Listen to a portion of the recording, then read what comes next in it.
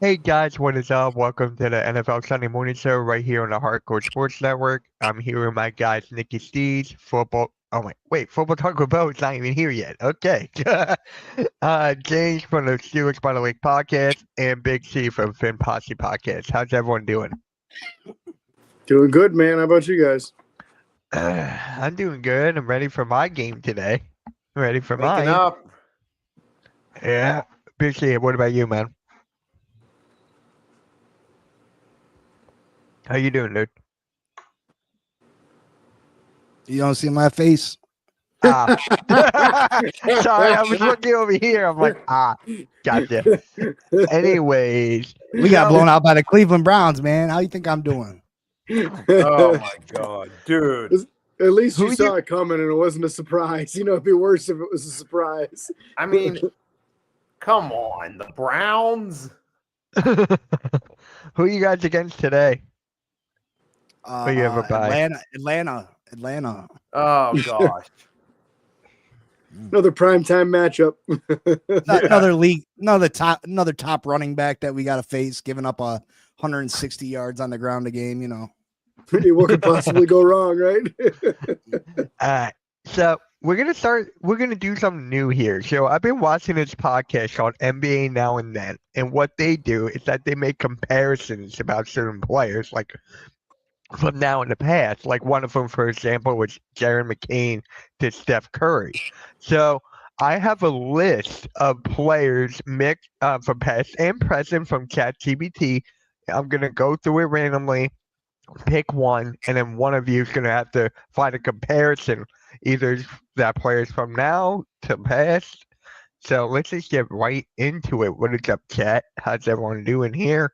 So let me just scroll down here. 3, 2, 1. We're gonna go with okay. So James, I'm gonna start with you. Warren Moon. So who is Warren Moon's comparison? If you had to think of one. I don't know. Low key, Warren Moon was really good, man. He tortured me as a Steelers fan like my whole childhood. I know I picked the wrong one. No, I'm very familiar with him. He was a really good quarterback. I feel like he would almost be like a Joe Burrow type, where he didn't scramble a lot. He was real accurate, real like a technician, a surgeon with tearing apart a defense, but didn't have like the postseason success to really match up with how good he was of a quarterback. I think Warren Moon was probably a top 5 guy for a lot of his career. Just never had a team around him good enough. And I feel like that's kind of what's going on with Burrow too. A real precise dude, doesn't scramble a ton. Maybe it's because of his offensive line always being the worst in the NFL. But the team in general has never been good enough for them to really make that push. Mm-hmm. All right, Nikki. So for your player, 1, 2, 3. We're gonna go with Luke Kuechly, the linebacker from Ooh. Carolina. So who's his comparison if you had to pick a player right now? Ooh, that's a good one. Thank you to ChatGPT, because there was no way I would have thought of all these names. What is up, chat? Our crew's in the chat. It's just an excuses for Burrow. Burrow asked for this. Yo, that's actually a pretty good one. Luke. Yeah, if you take all the time you need, man, and then I'll scroll for big C here. So 1, 2, 3. So you need somebody ultra athletic who's really into the tape study and diagnoses stuff and sees it before it's going to happen, because that's who Kuechly was, man. Like, Kuechly knew every play before it was going to happen. I remember the time when he had 3 interceptions in that one game, and he ran 2 to the house. Yeah, And just I nuts. had him on fantasy for that game. My buddy was like, he called me. He's like, dude, I need Luke Kuechly. Let me go find him. I'm like, dude, Mhm. look at my roster right now. He's like, oh, can I have him? No. Ooh, you know what? So Actually, who you got? I would think one would be an active one, even though he's on the wind down in his career. Bobby Wagner is a similar type. Mm-hmm. because there is that similar type of skill set between them. Oh, the difference is longevity, but there is that comparison of the football IQ, both guys being able to read the plays and be difference makers for their team, because sometimes with Wagner, he gets lost because Richard Sherman was the star of the show, but don't forget Bobby Wagner was there for a reason for a long time. He was a really good linebacker, and he was a difference maker too. Mm-hmm. Forget that, but So, Big C, yours is Camp Bailey. So, ooh, if you could pick any player right now, who would your comparison be to Camp Bailey? oh, this would have been a good one, but I'll let Big C take the floor. And we're gonna do this again. We're gonna do another round All right. of this. Yeah, shout out to my guys, NBA Now and Then. If you guys are a big basketball fan and you like comparisons, go check them out, because I listen to them all the time when I'm just sitting around doing YouTube stuff.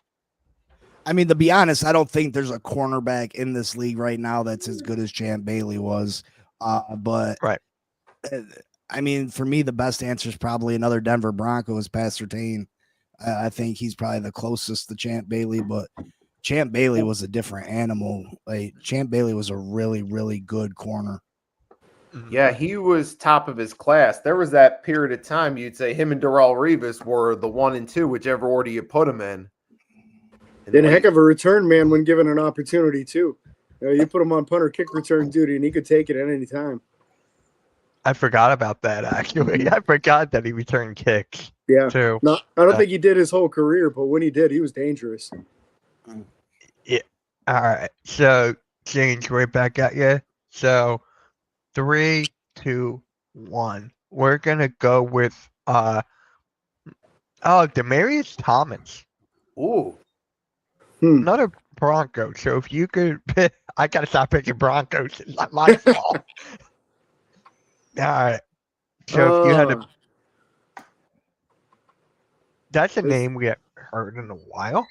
Yeah, that's a tougher one for me. It is. If you want to respin, I could do it again. But if you find one, it's good. But if you need another one, I could just respin.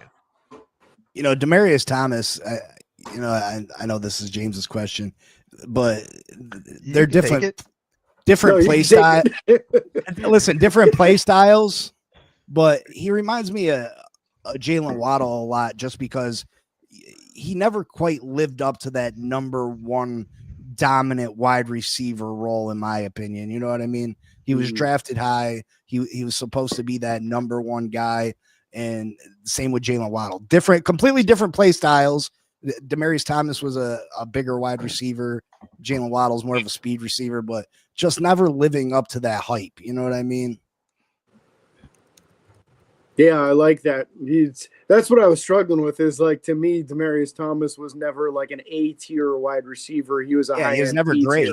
Yeah. So I was trying to come up with a guy that was like a B-tier wide receiver who was never really like on the outside looking into the Pro Bowl kind of thing, and a bigger dude. And that's just, it's tough to find the right guy for something like that. All right. So, James, you want me to? I'll do a respin for you then. I'll Sure. just give that one to Big Sure. C. Yeah. All right. 3. I don't want that to be mine. Yeah, give him another one too. I'll give you both another one. Screw that. There's 3, no rules. 2, 1. No holds barred. True. Stephon Gilmore. Okay. All right, James. Stephon Gilmore, if you had to think of a comparison for him. Yeah, again, we're just looking one of the better corners out there, right? You know, Darius Slay was right underneath it. Clay. Not a bad comparison, honestly. I know. A couple of years ago, Darius Slay, we'd be putting him in that category. Right. Yeah. Trying to think as far as corners that would kind of match up with what he was kind of like in his prime. Maybe like a J.C. Horn. J.C. Horn's having a nice start to his career. He's a pretty good corner.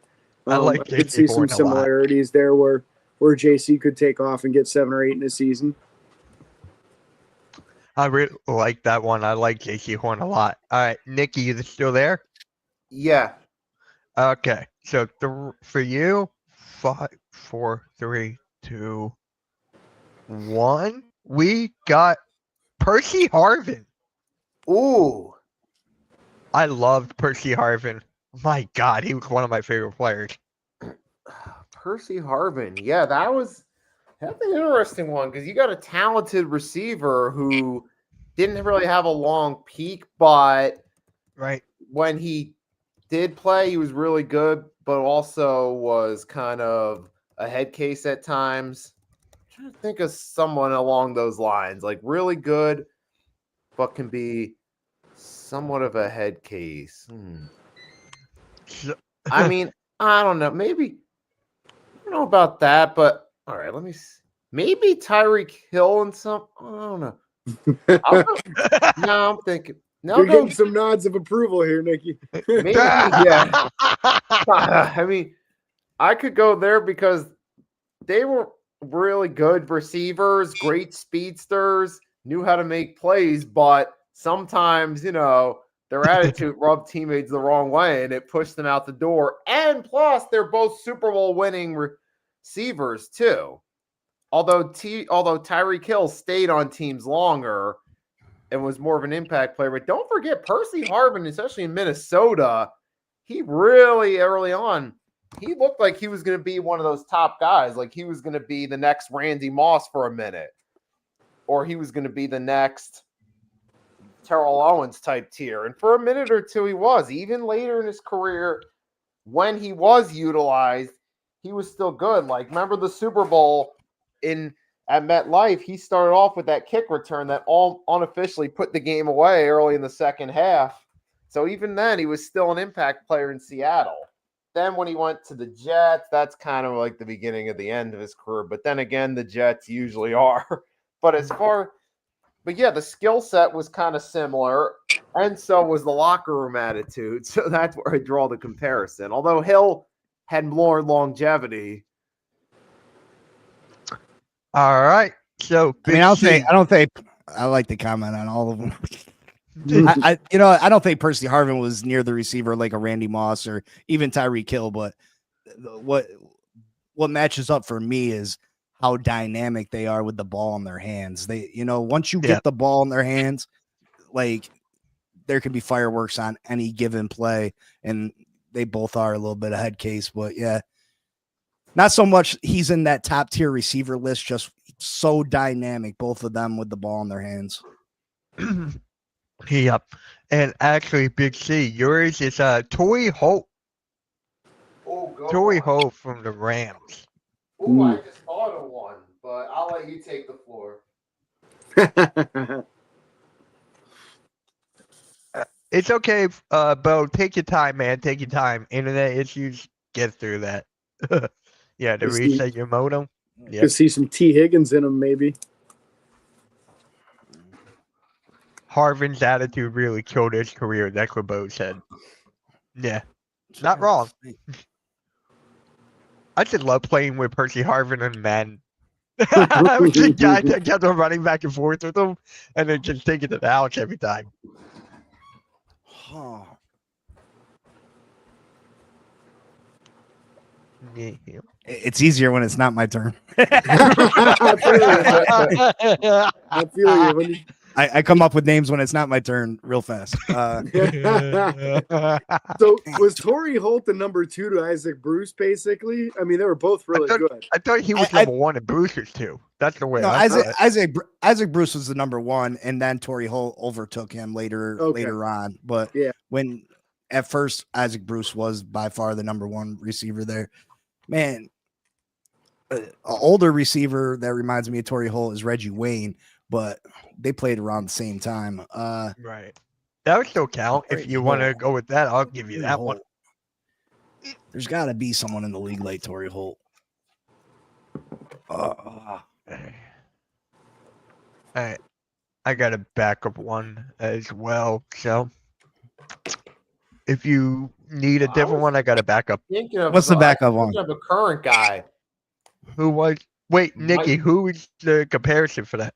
I was thinking Mike Evans because they're both really skilled difference makers, but didn't always get the credit and didn't always have the flashiest personality and weren't always the most marketable name and somewhat underrated for their value. I just think they're completely different players. You know what I mean? All right, so the backup one is Reggie Bush. Mm. The backup one is Reggie Bush. That's a fun one. Yeah, which player right now compares to Reggie Bush? I mean, Reggie Bush, he's not nearly as good as this guy I'm going to list, but Christian McCaffrey. I mean, he can run the ball. He can catch the ball phenomenally. Can make you miss in the open field. Just an all-around back. Reggie wasn't that great in the backfield. He did have 1,000 yards rushing with the Dolphins.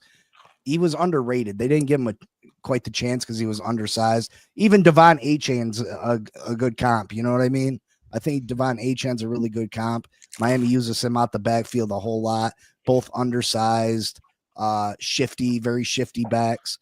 I mean, Reggie Bush had probably the best game from a running back I ever seen. I think it was USC versus Maryland, where he had like 500 total yards. It was just he was ridiculous in college. He was absolutely ridiculous. I'm going to go Achane. I think he's closer to Achane than McCaffrey. All right. So another one here, James, JJ Watt. Who's the comparison to JJ Watt?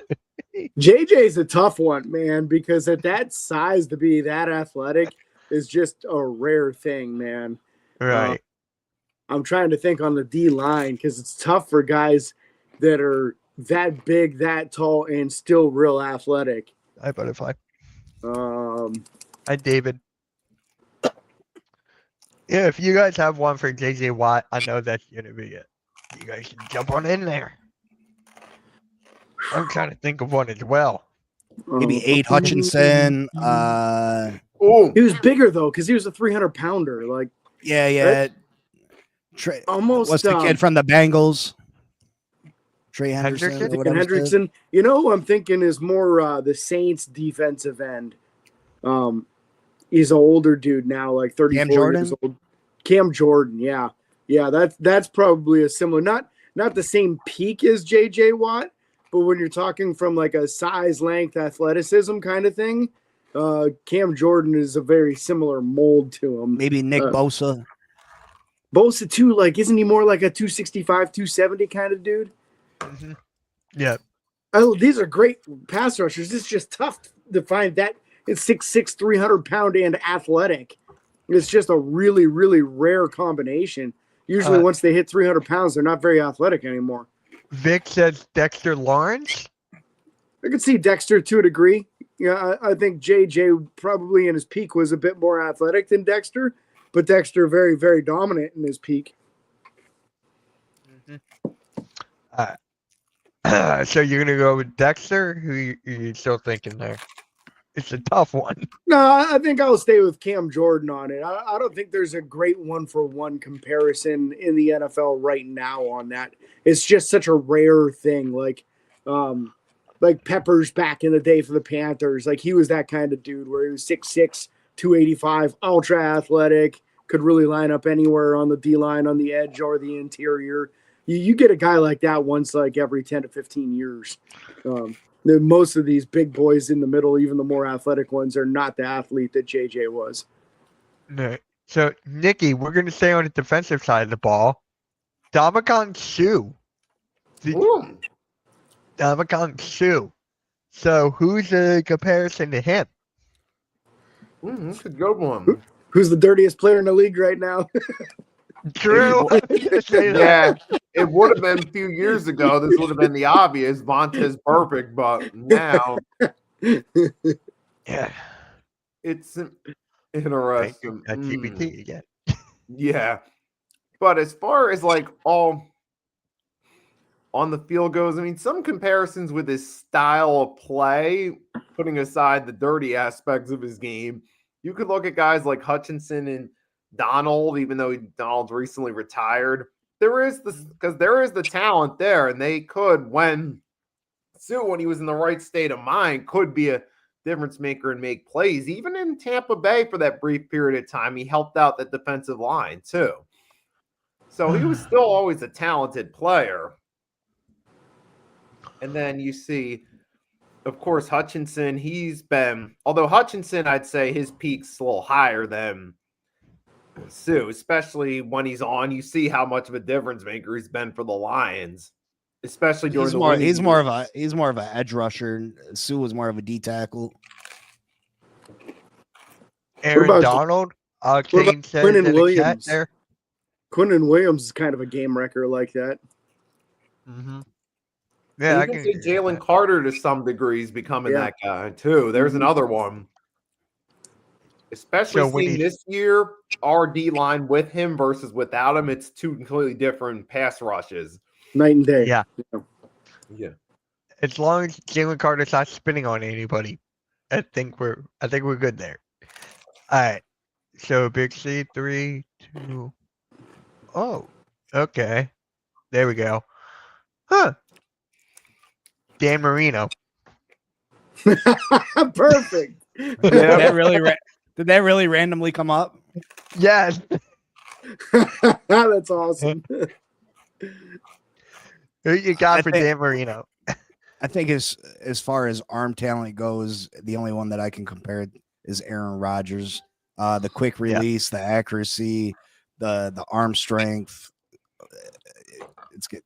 I mean, you got to be all-time great if you're talking about Dan Marino. Dan Marino, I know I'm a Dolphins fan, but Dan Marino had the greatest right arm I ever seen throw a football.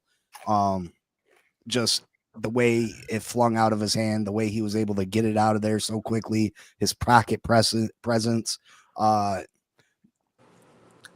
gotta go with Aaron Rodgers. All right. So we're done with the comparisons now. Again, if you guys want to check out basketball comparisons, NBA Now and Then, go check them out. Really great podcast. Now, top 5 to watch at the trade deadline. The trade deadline is coming up on Tuesday. So if you guys can think of any teams to watch out for that might make a move. So let's start off with Nikki on this one. Nikki, who do you think will make a move? Which team? You can come up with as many teams as you want, or just with one. One team I could think of is maybe the Giants might make a move for wide receiver because Malik Neighbors, as talented as he is, he's second straight season he's missed time due to injury. You got to wondering, is he really going to be available for you in the long term? So the Giants might be looking for another receiver now that they have something with Dart. They're like, all right, let's get Jackson Dart a receiver now that we know can be on the field. There might be some, especially some of those teams like the Dolphins or Saints where the Giants could trade, give them an extra pick, and they'll take the trade offer because they're like, look, we're not doing anything great this year. Let's just take an extra pick, help invest in the future. So that could be a possibility. They want to make a move now.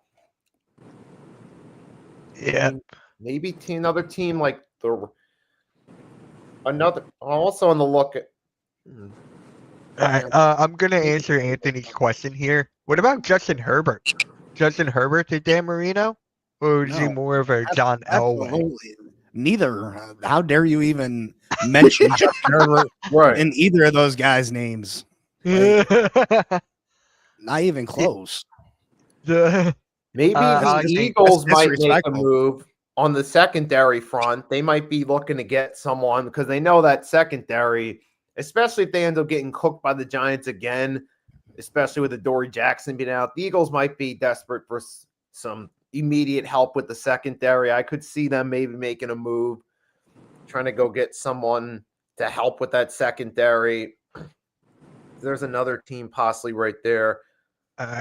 Maybe the Vikings might want to help with their offensive line. So James, a team to watch out for. I could see the Ravens trying to make a move to help that defense out. with Lamar supposed to miss another game today, with not fully healthy from that hamstring yet. If they lose today to the Bears, they'd be sitting at 1-6, and the defense has been a bigger issue than the offense without Lamar this year.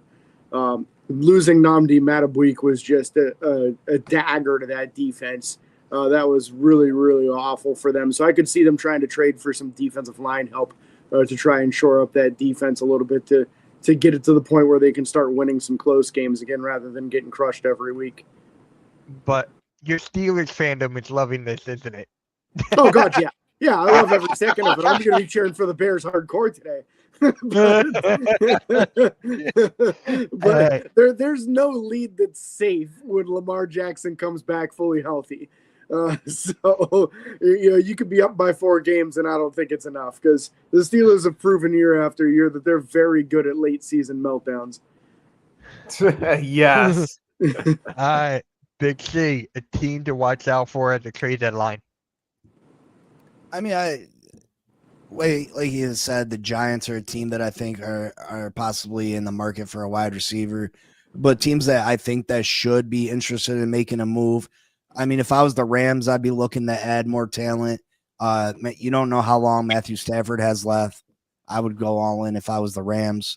If I was the Colts, I'd be looking to add some more offensive playmakers to that football team. They've been great this year.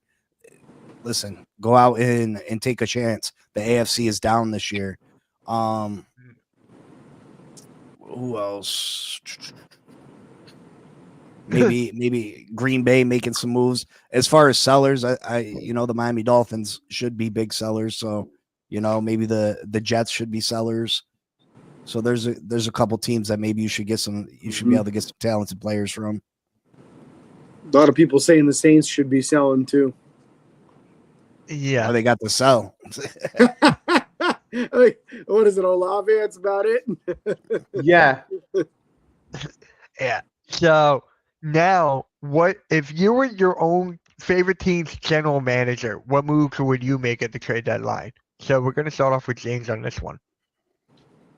Everybody and their mother's calling for Pittsburgh to get another wide receiver. I just don't see it because their offense doesn't use a second wide receiver that much. Plus, they have a couple of young guys they really like. So that's not the direction I would go. I probably would be more trying to see if I could acquire a cornerback because the last couple of weeks haven't been real good for Slay and for Ramsey trying to cover elite wide receivers. They got absolutely exposed in man coverage. Now, previous to last week, Ramsey was having himself a real good season, but he could not hang with Chase to save his life last week. And you're going to have to get past elite wide receivers to make a run in the playoffs. So not that anybody's going to be looking to give up top-tier corners or corners that can actually run with really athletic wide receivers, but I think that's the most glaring need on the team right now. I heard Sauce may be available. Sauce? Man, I'd take Sauce in a heartbeat, but you'd have to give up a lot to get him. Would. We'll take Slay. Can we have Slay back? Yes, please. Slay for Cooper DeJean. I'm in. Oh no, we're not doing that. All right, Nikki, if you were Howie Roseman, what moves would you make during the trade deadline? Well, for starters, if anything, quarterback. I would consider signing a free agent to fill the gap for the remainder of this season. I don't care if it's Asante Samuel Jr.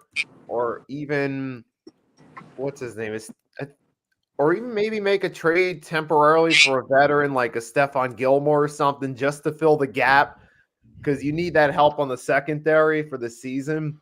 Yeah.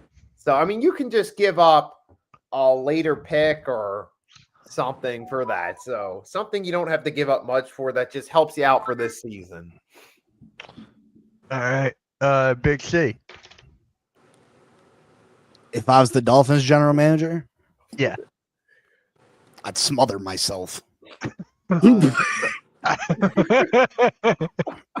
I guess that works. That works. Yeah. I don't know. I mean, I don't know what I'd do if I was the Dolphins general manager. Stephen Ross made it clear at the beginning of the season that the status quo was not going to be good enough, and now we're sitting at 1-6. We've regressed in every single way. Our quarterback looks like he's regressed. He's still got a lot of money owed to him. You know, the correct answer would be trade for future assets. Try to find a way to move on from Tua Tagovailoa, but if we release him next year, it's a $99 million cap hit. So we're kind of stuck with him for another season.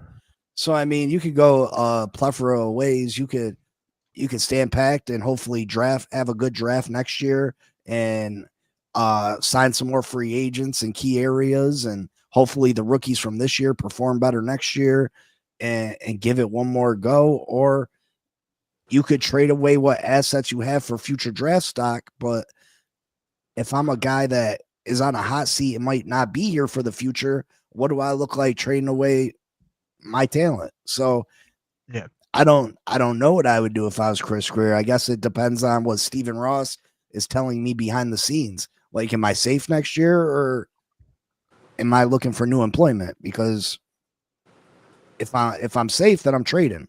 If I'm still fighting for my job, then I'm not trading away anything. Correct. Right. Actually, for me, for the Eagles, we need an edge rusher. I know a lot of ours are injured right now. We just brought back Brandon Graham. Brandon Graham came out of retirement just to play for us for a couple years. And I'm like, I'm so against that. It's not even funny. So I'm like, just get an edge rusher. Get one who's actually healthy. Then we'll get Nolan Smith back and all that stuff. Yeah, I'm not a fan of the Brandon Graham back. So actually, I just found this on Twitter, James. You guys are wearing this for the game tonight? That's it, man. It's the throwbacks today, so wait, it'll be interesting. Those are different though than any other ones I've seen, right? Yeah. That's the first time I've haven't seen worn it. this particular one since like the 90s, and they changed it up. So previously, the symbol you see on his left shoulder was in the middle, and the jersey number was up there, which is how the jerseys were back then. But you couldn't tell on the broadcast who was carrying the ball and who was making the tackles. So they had to make the jersey numbers bigger and put them in the center of the jersey. Yeah, but they didn't used to have the black V neither, right? It was just black stripes. There's a different version of it. So yeah, there is one that was just the stripes too. But this one they haven't used since like the 90s. The last pictures I saw with it was with Barry Foster wearing it. So that kind of gives you a time frame of how long it's been. University of Pittsburgh, played with Dan Marino. Barry had one really good year for the Steelers, broke their rushing record for the single season, and nobody's broken it since, which is crazy with some of the running backs that's come through there. I like those uniforms besides the color of the pants. If the color of the pants were black or white. Yeah. Yep. And that's just what a lot of teams did back then, was the beige pants. So a lot of people are saying the same thing that you just said, that if they would go with black pants with it, it would really look pretty nice. All right. So, right, let me get this schedule up. Upset of the week. So if you guys had to pick, I'm going to share the screen right now. Who's going to be the upset of the week? So, all right, Nikki, let's start off with you. If you had to pick a game to be the upset of the week, and the Monday night game is the Commanders at the Chiefs. Yeah, good. I mean, one that comes to mind, I mean, it's not going to be so great for us as Eagles fans, but I could see, I mean, obviously the Giants, but it's possible. But then even the Cowboys against the Broncos, I mean, we saw that Broncos defense was vulnerable last week, and say what you want to say about Dak, but he's been having a really good season. He might play good enough for them to carry them to a high-scoring win over the Broncos, especially with those weapons on offense. It could see. I obviously want the Broncos to win as an Eagles fan, but I could realistically see the Cowboys winning, and I would not be surprised if it does end up happening. Because the Broncos offense really waits till the fourth quarter to come on. It's almost like the 2011 team all over again. Mm-hmm. All right. Big C, if you had to pick an upset for the week, who would you go with? Yeah, I mean, there's a few, like he had said, Philadelphia had beat you, or the Giants had beat you guys once this year, but they haven't won in Philly since 2013, I think. Dallas does have a tremendous offense, and Denver really a good 5-2 team, or are they a lucky 5-2 team? And then the Miami Dolphins possibly beating the Atlanta Falcons. I'm not going to pick the Miami Dolphins. I refuse to pick them the rest of the year. But at some point, the amount of talent, because the Miami Dolphins do have talent on this roster, at some point you would think that the talent, 1 out of 17 weeks, would come and play and produce at a high level at least 1 week. You know what I mean? So these guys they know that people's jobs are on the line. Tua's knowing that his job's on the line. So maybe the Miami Dolphins beat on a Falcons team that's going with Kirk Cousins today, and maybe they can slow down the run and force Kirk into committing some turnovers. All right. David in the chat actually went with the Cleveland Browns going against the New England Patriots as his upset. Okay. The Browns did shock the Packers earlier in the year, so you never know. Yeah. James, what about you? The upset of the week. I'm going to choose the one everybody's been dancing around so far, which is the Giants over the Eagles today. Not that I think it's going to happen, but I could see it happening just because the Giants have been a lot more exciting and a lot more fun to watch. It seems like with Jackson Dart in the lineup, it's kind of given a jolt in the arm, like a shot in the arm. Everybody's got a little bit more energy out there. They're playing a little bit better. You never know when Cam Scatabo is going to actually run right directly through somebody's chest and come out the other side, which is just a fun thing to watch as a running back playing. So I could see it happening. I don't know that I'll pick that when it comes time to actually pick the winners for this week, but I could see the Giants pulling off the upset. I want to try to pick one. I'm just curious, which one's the upset of this? The Bears or the Ravens? I can't see the Ravens winning this at all, but breaking Cousins is starting in place of Penix this. Yep. They announced that yesterday, I think. Yeah. Yes, they did. 9. That's 9. Actually, I can honestly see Houston because the Niners are banged up. I think that's one.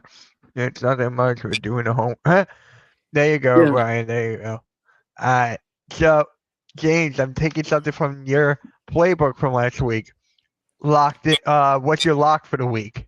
If you guys had to pick a win for this week. So, James, I'm going to start with you on this one.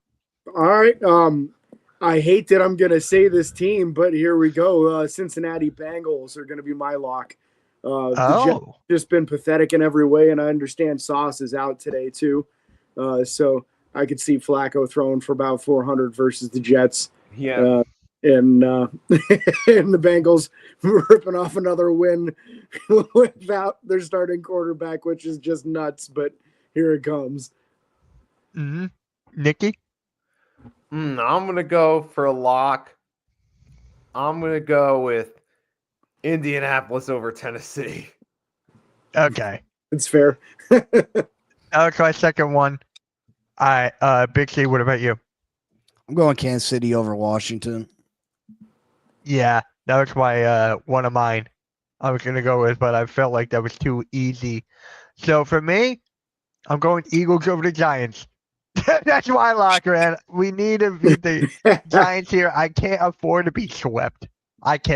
We cannot afford being swept to the Giants with Brandon Graham back, which I still can't stand. So, other than that. Wasn't he a Michigan man?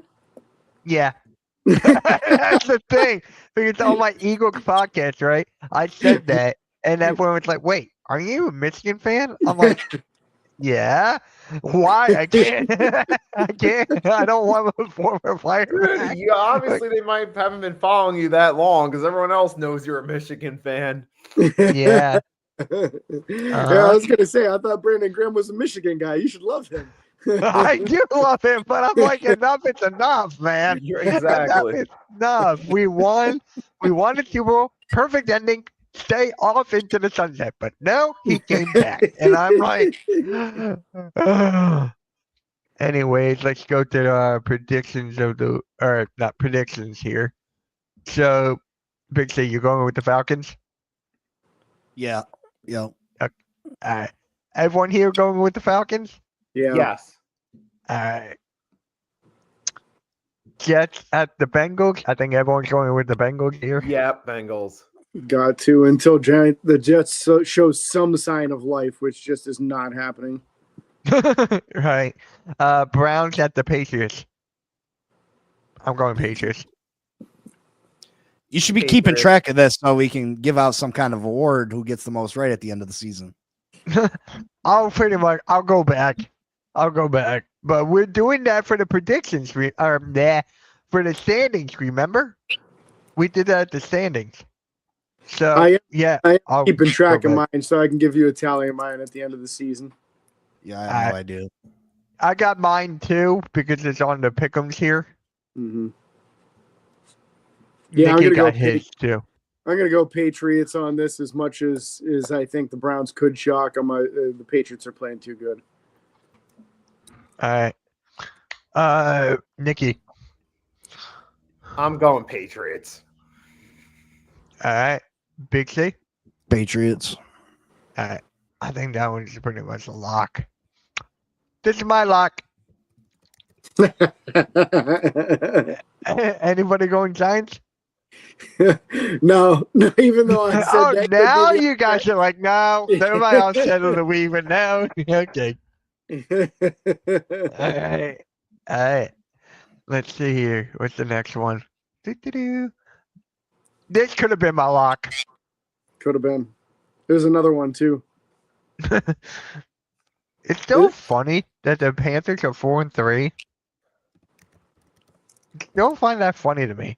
I think the Panthers could win this game. I'm not picking them, but Buffalo's terrible against the run, and yeah, the Panthers can run the ball. Rico has been great this year. Don't be surprised. Are the Bills getting those guys off of suspension this week? I feel like they had 2 defensive linemen that had 6-game suspensions. I know Larry Ogunjobi was one, and then they had another guy that was suspended for like 6 games to start the year. I'm not sure, but they need some kind of help. Yeah, they might need more than those guys, but I think they're getting a couple D linemen back. Joe in the chat goes, Tua called out sick. I don't know if that's legit or not, but probably not. All right, Nicky, you want Bills? Yes, I am. But it could be the Panther could get an upset, but I still got Buffalo winning this game. Mm-hmm. All right. Oh, I keep on forgetting. We have a Panthers guy in the network. I'm keep on forgetting to bring him on here. I keep on forgetting. And yes, there's actually Panthers fans out there, people who want to know. There's actually a Panthers fan. I can't believe I found one either. It's Bears at the Ravens. I think everyone's going Bears. Yeah, especially with Lamar being out. I'll take the Bears in this one. Every time I've picked the Bears this year, they've lost. But I'm going to take them again anyway. Kind of have to at this point. Yeah. Big C, what about you? I'm going with the Ravens. They're starting Tyler Huntley. He's had success when filling in for Lamar Jackson in the past. I think the Bears are inconsistent for me. I'm going to take the Ravens to save their season for another week. And Joe actually did say he was added to the injury report with illness, but not out yet. Okay. so he is sick. Yeah. Niners at the Texans. This was my upset, but I'm going with the Niners. Yeah, you'd think at some point in time these injuries are going to catch up with the Niners, but they keep on winning somehow. I don't know how. Yeah, I'm like, what are you doing here? I can't pick against them until it does actually catch up against them, and I don't think the Texans are the team to knock them down. Nicky? I'm going to go with the 49ers at this point because they're still finding ways to win and still doing their thing, even with a better team. But they're also going against the Texans, who have done a complete 180 from what they were a few years ago. So I'm taking them in this case. I'll take the 49ers to keep that luck going, at least for one more week. Big C, who you got? I mean, this is an interesting game. DeMarco Ryan's playing his former team. The Texans got a top defense, but Christian McCaffrey's playing lights out. The Texans are without Nico Collins today, so I'm going San Francisco. All right.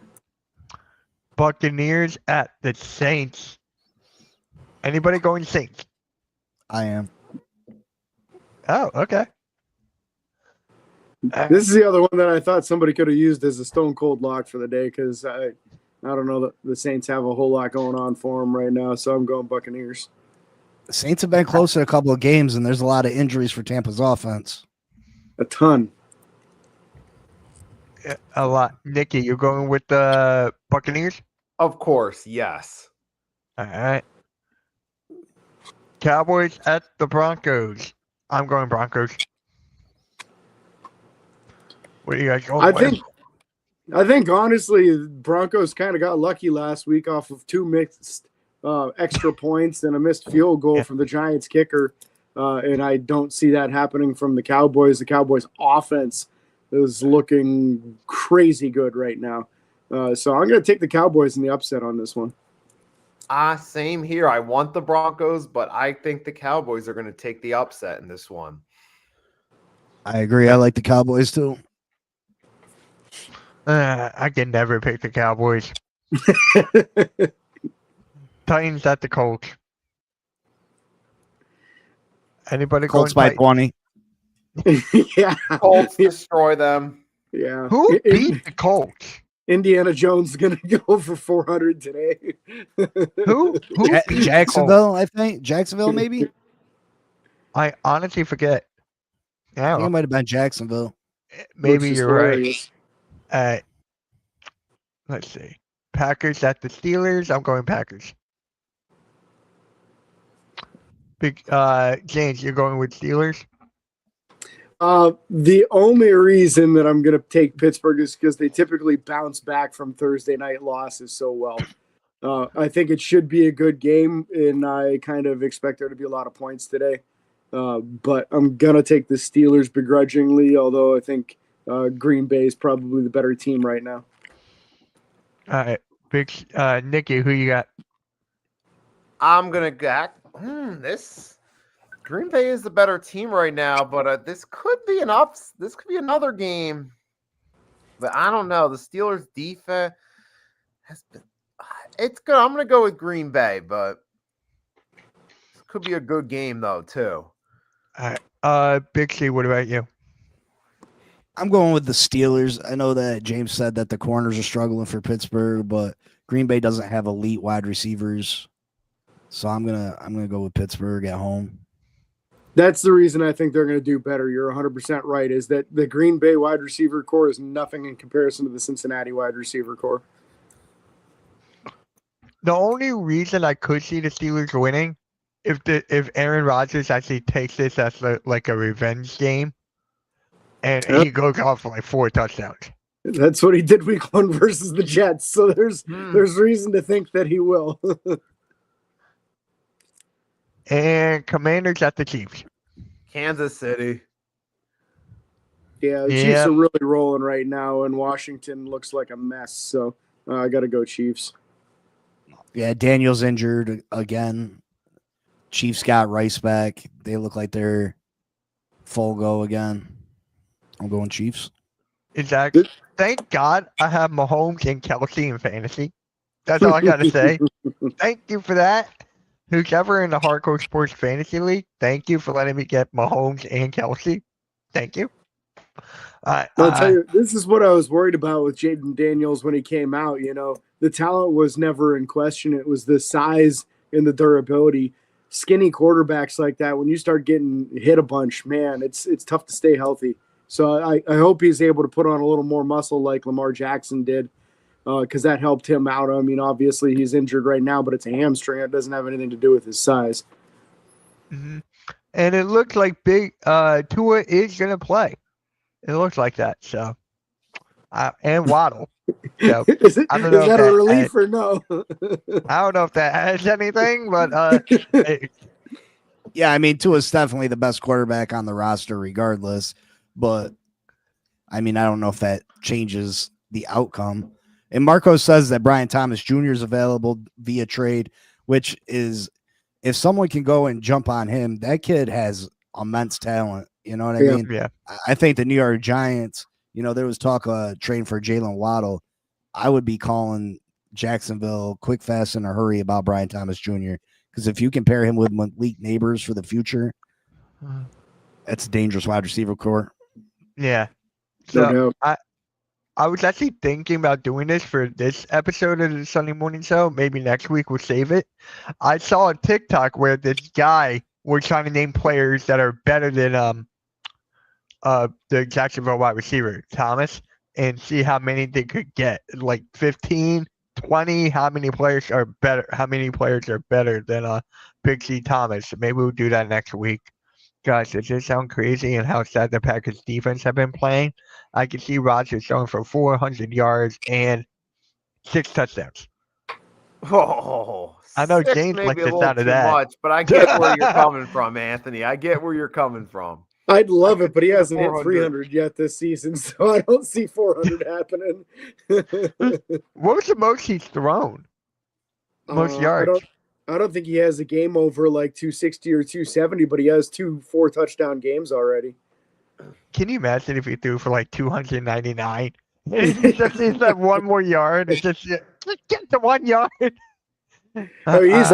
He's already at a point where he's got more passing touchdowns than we've seen from this team since Big Ben. So it's it's kind of crazy.